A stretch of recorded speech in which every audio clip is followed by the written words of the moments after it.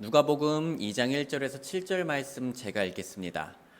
또 그 무렵에 이 일이 일어났으니 곧 카이사르 아우구스투스가 칙령을 내려 온 세상이 조세 등록을 하게 하였더라. 이 조세 등록은 구렛뇨가 시리아의 총독이었을 때 처음 한 것이더라. 이에 모든 사람이 조세 등록을 하러 각자 자기 도시로 갔더라.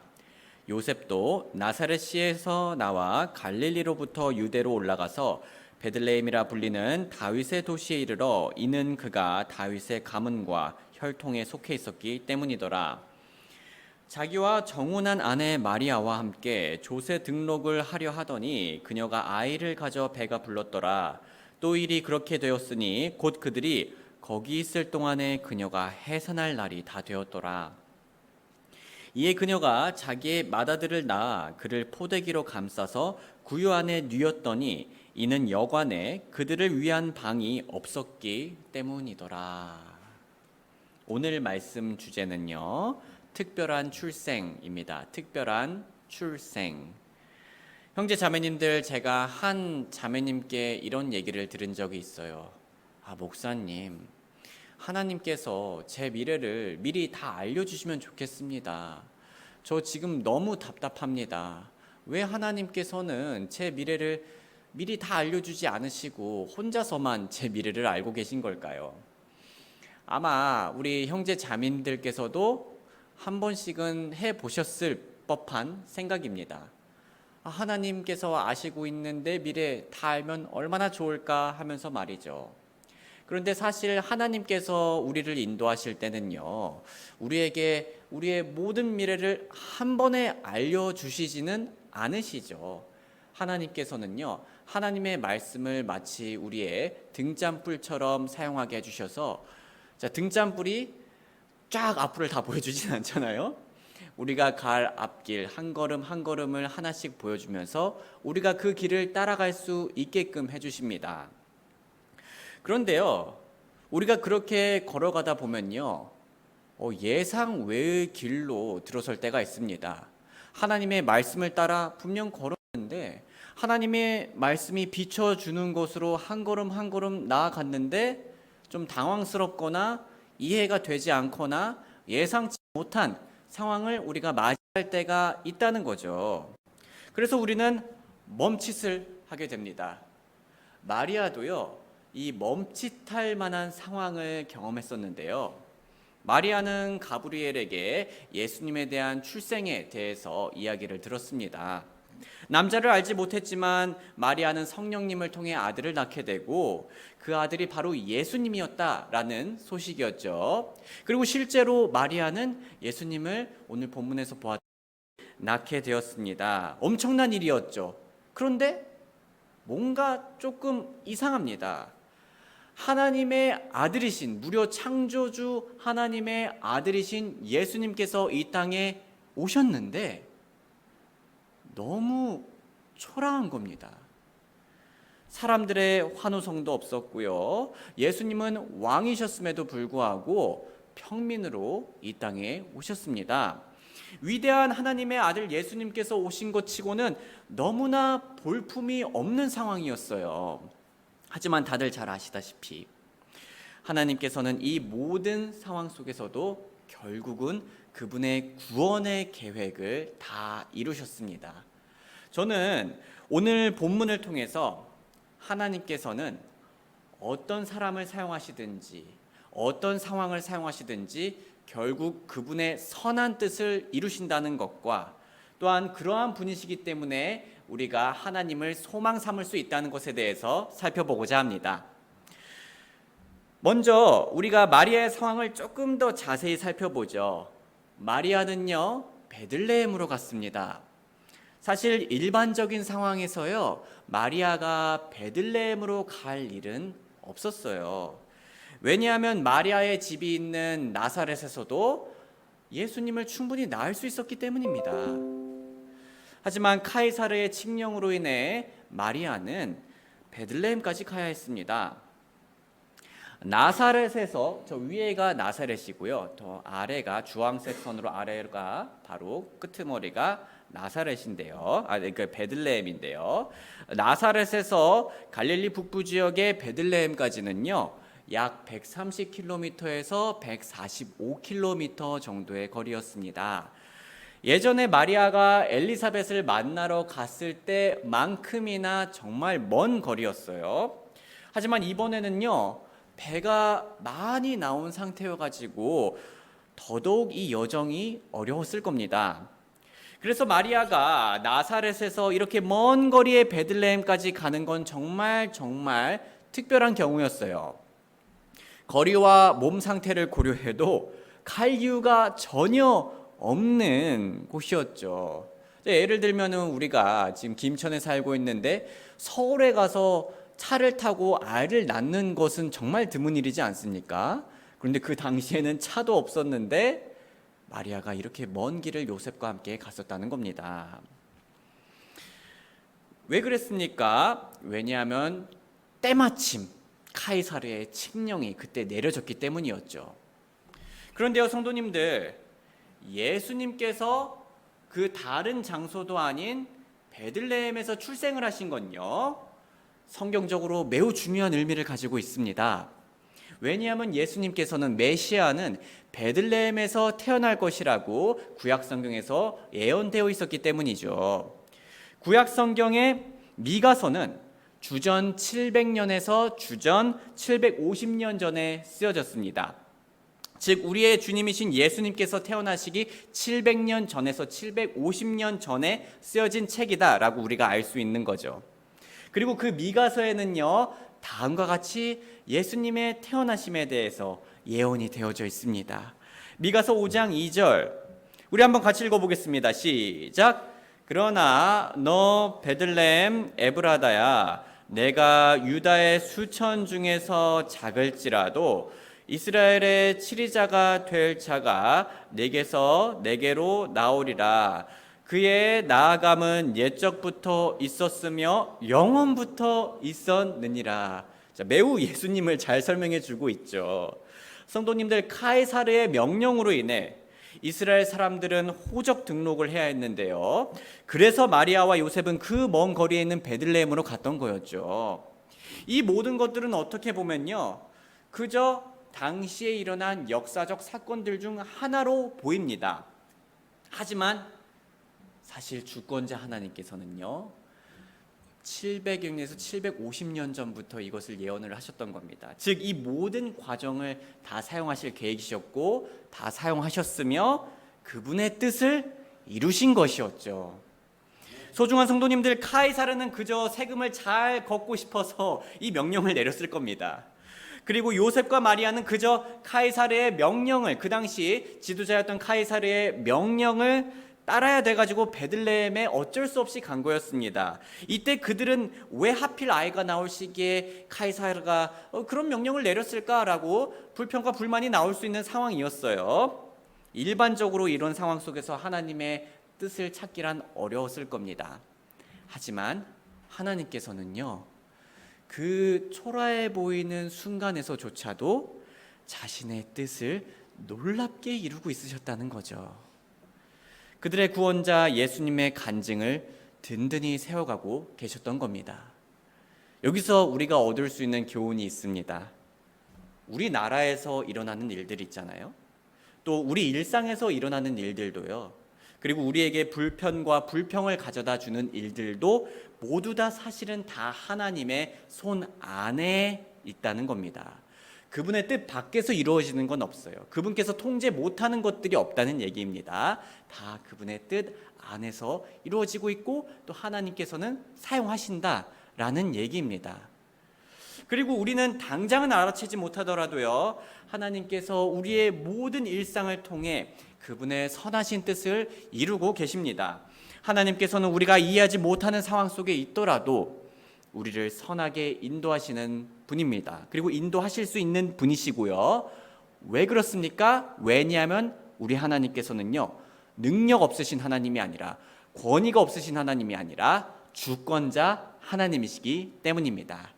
모든 것에서 절대적인 권리를 가지고 있다, 권위를 가지고 있다라는 얘기예요. 전도서 3장 11절은 이렇게 얘기합니다. 그분께서 모든 것을 자신의 때에 아름답게 만드셨고, 하나님께서 이렇게 하실 수 있는 이유는 하나님께서 주권자이시기 때문이에요.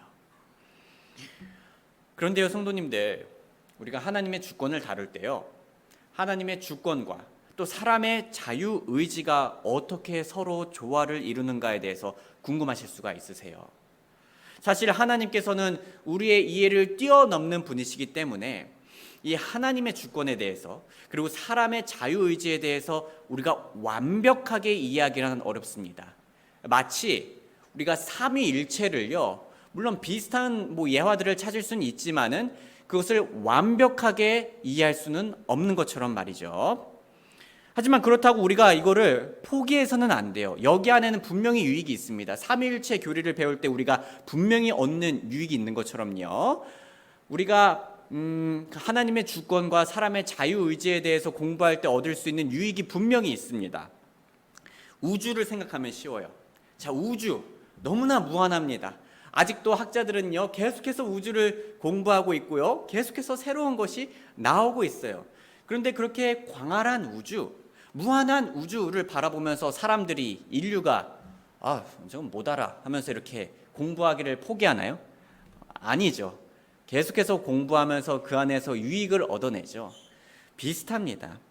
우리가 우주를 완벽히 이해할 수는 없어도 배울 수 있는 것처럼 하나님의 주권과 사람의 자유의지에 대한 이 조화는요, 우리가 완벽히 이해할 수는 없어도 계속해서 말씀을 통해 또 말씀에 따라 이해를 했을 때 우리는 거기에서 큰 유익을 얻을 수 있습니다.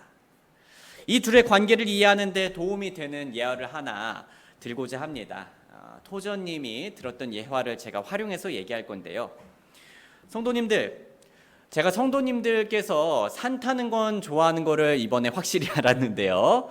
그렇다면 배 타는 것도 좋아하시나요? 네, 한 대형 여객선이 부산을 떠나 일본으로 출항합니다. 우리 한번 상상해 보죠. 그리고 우리는 거기 안에 타 있습니다. 그 목적지는요, 이미 그 여객선의 권위자들에 의해서 다 설정되어 있습니다. 다 정해져 있죠. 그 어떤 것도 이걸 바꿀 수는 없어요. 저 같은 여행객이 갑자기 가서 아니요, 우리 지금 당장 미국으로 가야 돼요 라고 할 수 없습니다. 그럴 능력도 없고요. 이게 바로 하나님의 주권을 설명하는 하나의 비유가 될 수 있습니다. 하나님께서 정해놓으신 것은요, 반드시 이루어집니다. 그리고 여객선 안에는요, 수십 명의 승객들이 있습니다. 성도님들, 우리가 승객들, 여객선 안에 있는 승객들이 어떤 상태입니까? 쇠사슬에 묶여 있나요? 아니죠. 다 풀려져 있죠. 승객들은 자유롭게 원하는 대로 그 여객선 안에서 돌아다닐 수 있고, 먹고 자고 놀고 갑판에 누워 있을 수도 있습니다. 또는 책을 읽거나 대화도 하면서요, 자기 마음대로 할 수가 있어요. 이게 바로 사람의 자유의지를 보여줄 수 있는 하나의 비유가 될 수 있습니다. 승객들은 자유가 있죠. 이렇게 승객들이 자유의지를 가지는 동안 거대한 여객선은 미리 정해진 항구를 향해 꾸준히 그들을 실어 나르고 있습니다. 즉, 여객선에는 이 주권과 자유가 공존하고 있고 조화를 이루고 있고 모순되지 않는다라는 얘기죠. 이것이 하나님의 주권과 사람의 자유의지를 조화롭게 설명할 수 있는 방법 중에 하나입니다. 하나님의 주권이라는 여객선은요, 역사의 바다 위에서 꾸준히 항로를 이어가고 있고요, 하나님께서는 세상이 시작되기 전에 예수 그리스도 안에서 세우신 영원한 목적들을 향해 방해받거나 흔들리지 않으시고 나아가고 계십니다. 우리는 그 목적들에 포함된 모든 것들은 알지는 못해요. 사람이니까요.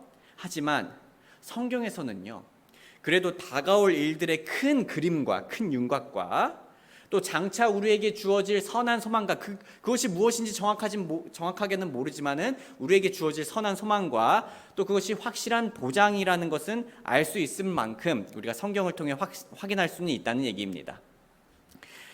우리는 자유의지를 주신 하나님께 감사드리고 주권을 가지신 하나님께 더더욱 감사드릴 수 있습니다. 성도님들, 되게 귀한 사실이에요. 우리를 위해 자신의 독생자 예수님을 내어주신 하나님이 주권자라는 거예요. 다른 그 누구도 아닌. 또 선하고 지혜롭고 능력이 있으신 하나님이 주권자이신 겁니다. 우리가 기도하고 찬양하고 경배하는 하나님이 그 바로 주권자시라는 거예요. 얼마나 대단합니까?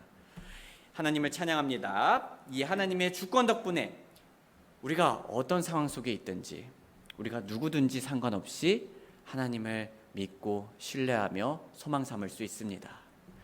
그래서 저는 오늘 말씀을 통해 3가지 정도 우리가 할 수 있는 것들을 소개하고자 합니다. 우리는 주권자 하나님 덕분에요, 화려하지 않아도 여전히 소망을 가질 수 있습니다. 마리아는 예수님을 낳아 그 구유에, 포대기에 쌓아서 구유에 놓았죠. 마리아는 솔직히 많은 것도 바란 게 아니었을 거예요. 그저 남들처럼 방 안에서 정상적인 방법으로 아이를 낳고 싶었을 겁니다. 하지만 너무 초라했죠.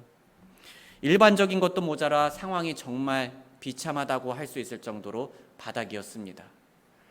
소중한 형제 자매님들, 지금 우리가 경험하고 있는 현실이 화려하지 않을 수 있어요. 초라해 보일 수 있습니다. 넉넉하지 않은 내 재정이 슬플 수 있고요. 취업을 준비하는 내 자신이 아직까지는 아무것도 없어 보일 수도 있습니다. 그렇게 크지 않은 교회 규모가 또 아쉬울 수도 있으세요. 내 건강, 내 외모, 내 관계가 만족스럽지 않을 수 있습니다. 다른 사람들은 잘 나가는 것 같은데 나 빼고는 나는 중간도 못하는 것 같아서 아쉬울 수가 있어요. 하지만 우리는 걱정하지 않을 수 있습니다. 왜 그렇습니까? 왜냐하면 우리에게는 주권자 하나님이 계시기 때문입니다. 우리는 계속 노력하며 소망을 가질 수 있어요. 왜냐하면 우리의 하나님은 누구시라고요? 주권자이시니까요. 주권자 하나님께서는 중간에 우리가 예상치 못한 초라한 길로 인도해 주실 때도 있겠지만 결국은 그분께서 정하신 목적지로 우리의 예상을 뛰어넘는 선하심으로 인도하실 겁니다. 다음으로요, 우리는 하나님의 주권 덕분에 우리 스스로가 부족해도 소망을 가질 수 있습니다. 사실 많은 사람들이 자신의 부족함을 보고요, 매우 절망스러워 하는데요. 사실 우리 그리스도인들은요, 우리가 부족하더라도 주권자 하나님이 계시기 때문에 소망을 가질 수가 있습니다. 성도님들, 제가 10대 때는요, 진짜 자신감이 넘쳤어요. 여러모로 넘쳤어요. 그런데 되돌아보면요, 그 자신감은요, 정말 근거 없는 자신감이었어요. 정말 교만한 자신감이었고요. 제가 그 당시를 돌아보면요, 내가 그때 왜 그렇게 자신감이 많았지 생각을 해보면요, 제가 사람들을 다 제 아래로 봤더라고요. 네. 물론 어떤 사람들은 이렇게라도 이렇게 자존감을 회복하라고 하지만 그건 별로 좋은 방법은 아닙니다. 되게 교만하게 저는 자존감을 지키려고 했고 자신감을 가지려고 했었어요. 그런데 시간이 지날수록 무슨 일이 일어났냐면요, 제 주제 파악을 하게 되더라고요. 그리고 물론 여기 저보다 더 연배가 있으신 분들이 계셔서 실례일 수도 있지만 저도 30대가 되고요, 나이가 조금씩 들면서 이게 20대 같지 않더라고요. 1년 1년이 달라져요. 죄송합니다. 이러면 안 되는데, 제가 못하는 영역도 더욱더 잘 알게 되고요. 그럴 때마다 제가 낙심을 했었는데 어느 순간부터 하나님의 말씀을 읽다 보면요, 하나님께서 제 소망이 되어 주시더라고요. 성경에 두려워하지 말라는 명령이 가장 많이 나오는 명령이라고 합니다. 두려워하지 말라, 놀라지 말라, 내가 너를 버리지 아니한다, 내가 너희와 함께할 것이다 라는 게 저의 소망이 되어 주었어요. 그 말씀이 제 마음에 들어오니까 더 이상 저의 연약함은요, 저의 소망에 영향을 끼칠 수가 없어요. 왜냐하면 그 소망이 너무나 압도적으로 저의 부족함을 채우고도 남더라고요. 성도님들, 당시 마리아가 살았을 당시에는요, 여성분들이 많이 차별받고 또 사회적으로 지위가 많이 낮은 시기였었습니다. 하지만 그런 거는 하나님께 전혀 문제가 되지 않았어요. 오히려 하나님께서는요, 사회적으로 무시받았던 젊은 여성 마리아를 그 누구보다, 그 어떤 남성보다 훨씬 더 크게 사용하셨다는 거죠. 우리도 우리의 사회적 위치나 부족함은 하나님께 전혀 문제가 되지 않습니다. 제가 자주 말하는데요, 장인은 도구 탓을 하지 않는 것처럼 하나님께서는요, 우리의 결핍과 부족함이 전혀 문제가 되지 않으세요. 하나님께서는 마리아처럼 우리를 다 귀하게 사용할 수 있습니다. 우리는 이 사실로 소망을 얻을 수 있습니다. 우리의 재정 외모 능력과는 상관없이 말이죠. 마지막으로 우리는 말씀으로 소망을 가질 수 있습니다. 말씀으로 소망을 가질 수 있습니다. 이 말씀이 우리의 징표요, 우리의 확신이 되어줍니다. 성도님들, 마리아는 예수님을 낳은 이후에 다음과 같은 경험을 했는데요. 바로 그 지역에서 목자들이 들에 머물며 밤에 자기 양떼를 지키더라. 또 보라, 주의 천사가 그들에게 임하고 또 주의 영광이 그들의 주위를 둘러 비추니 그들이 심히 무서워하더라. 이에 그 천사가 그들에게 이르되 두려워하지 말라. 이는 내가 온 백성에게 미칠 큰 기쁨의 좋은 소식을 너희에게 가져오기 때문이라. 이는 다윗의 도시에 너희를 위하여 구주가 태어나셨으니 곧 그리스도 주시니라. 그리고 이것이 너에게 표적이 되리니 너희가 포대기에 쌓여 구유에 누인 아기를 보리라 하더라. 이에 갑자기 그 천사와 함께 있던 하늘 군대의 무리가 하나님을 찬양하여 이르되 가장 높은 곳에서는 하나님께 영광이요 땅에서는 평화와 사람들을 향한 선한 뜻이로다 하더라. 또 일이 일어났으니 곧 천사들이 그들을 떠나 하늘로 올라갈 때 목자들이 서로 이르되 우리가 이제 베들레헴까지 가서 주께서 우리에게 알게 하신 것 곧 일어난 이 일을 보자 하더라. 이에 그들이 급히 가서 마리아와 요셉과 구유에 누인 아기를 찾았더라. 그들이 그것을 본 후에 이 아이에 대하여 들었던 말을 그들이 널리 알리더라. 그것을 들은 모든 자가 목자들이 말한 그것들을 이상히 여기더라. 같이 읽겠습니다. 시작.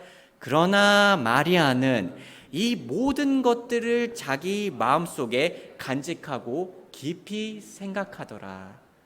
형제자매님들, 마리아는 조금 실망할 만한 상황을 겪었었죠.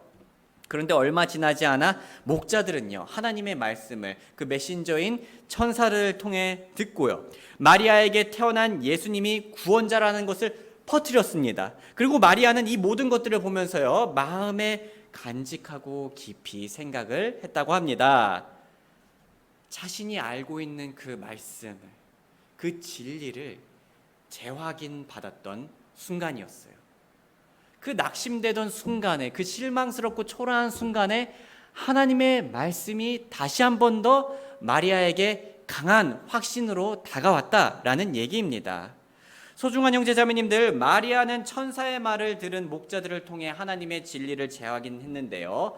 오늘날 우리에게 천사가 말하는 일은 극히 거의 없겠지만 우리한테 항상 있는 것은 무엇이 있겠습니까? 성경 말씀이 있습니다. 이 성경 말씀이 우리한테 표적이 되어주는 거예요. 주권자 하나님의 약속이 담긴 성경 말씀이 우리에게 징표가 되어줍니다. 우리는 예상치 못한 실망 속에서 신뢰가 떨어질 수 있어요. 주권자 하나님의 말씀을 징표 삼아 우리는 믿음을 회복할 수가 있습니다. 마리아처럼요. 말씀을 정리하겠습니다. 소중한 형제 자매님들, 오늘 우리는 본문을 통해서 세 가지를 우리가 실천할 수 있다라고 얘기했는데요. 우리는 우리의 상황이 화려하지 않아도, 심지어 비참해도 소망을 가질 수 있습니다. 우리는 우리가 부족해도, 너무 부족해도, 실패해도 여전히 소망을 가질 수 있습니다. 우리는 믿음이 흔들려도요, 말씀으로 소망을 가질 수 있습니다. 왜 그렇습니까? 주권자 하나님 덕분에입니다. 주권자 하나님은 누구든지 어떤 상황에서든지 우리를 선하게 인도해 주실 수 있으시니까요. 주권자 하나님을 통해 낙심을 기쁨으로, 부족함을 능력으로, 의심을 믿음으로 바꾸고 미소 지으며 살아가는 우리가 되길 주님의 이름으로 소원합니다.